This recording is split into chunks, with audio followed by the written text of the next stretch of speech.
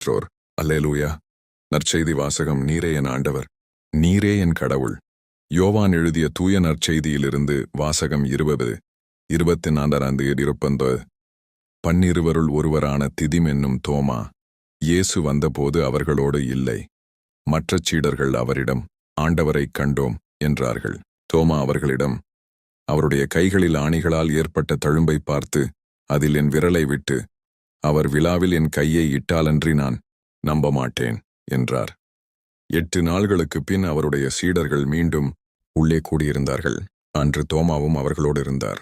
கதவுகள் பூட்டப்பட்டிருந்தும் இயேசு உள்ளே வந்து அவர்கள் நடுவில் நின்று, உங்களுக்கு அமைதி உரித்தாகுக என்று வாழ்த்தினார். பின்னர் அவர் தோமாவிடம், இதோ என் கைகள், இங்கே உன் விரலை இடு, உன் கையை நீட்டி என் விலாவில் இடு, ஐயம் தவிர்த்து நம்பிக்கை கொள் என்றார். தோமா அவரை பார்த்து, நீரே என் ஆண்டவர், நீரே என் கடவுள்